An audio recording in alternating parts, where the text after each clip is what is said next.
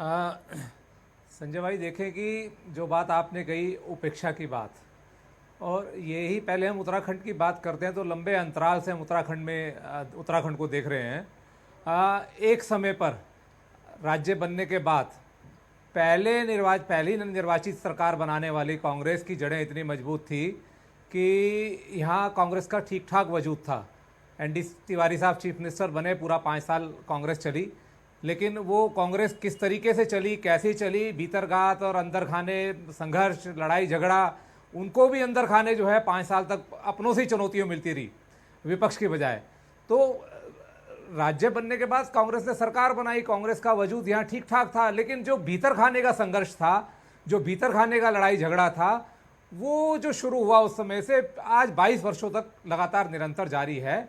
और हर बार यहाँ के जो बड़े लीडर थे या जो दूसरे बड़े सीनियर लीडर जो यहाँ से कांग्रेस को छोड़ के बीजेपी में चले गए, तमाम बड़े नेता जो चले गए जिसकी वजह से कांग्रेस कमजोर हो गई, उनका भी यही कहना था कि यहाँ सब कुछ ठीक ठाक नहीं चल रहा और हाईकमान को जिस तरीके से दखलंदाजी करनी चाहिए, हस्तक्षेप करना चाहिए, आपस में बैठा के बात करनी चाहिए ताकि ये जो वजूद कांग्रेस का यहाँ बना हुआ वजूद बरकरार रहे, वो हाईकमान उस तरीके से जो है उत्तराखंड को तरजीह नहीं दे रहा। उस तरीके से हाईकमान ने कभी उत्तराखंड को लिया नहीं, और ये हमने भी महसूस किया इस बात को। अगर हम बीजेपी से तुलना करते हैं तो उस तरीके से उतनी गंभीरता से उत्तराखंड को लिया नहीं। और नतीजा आज आपके सामने है कि पिछले 10 सालों में कांग्रेस की स्थिति उत्तराखंड के अंदर क्या होगी। पहली निर्वाचित सरकार बनाने वाली कांग्रेस आज हाशिए पे खड़ी हो गई। ये तो उत्तराखंड की बात है।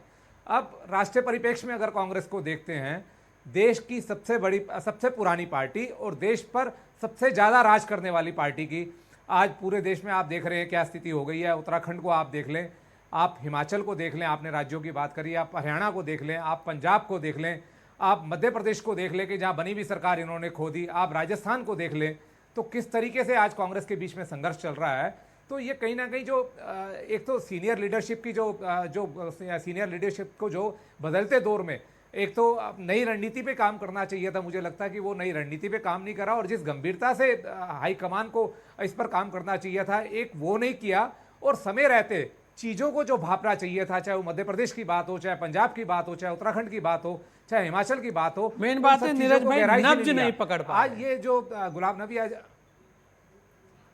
बिल्कुल बिल्कुल बिल्कुल बिल्कुल नब्ज नहीं पकड़ पा रहे। बिल्कुल आप ये देखें ना कि आज गुलाम नबी आजाद जो गए, जी आज जो गुलाम नबी आजाद छोड़ के गए वो आज नहीं गए, ये लंबे समय से संकेत दे रहे थे इस बात को। कपिल सिब्बल भी, गुलाम नबी आजाद भी,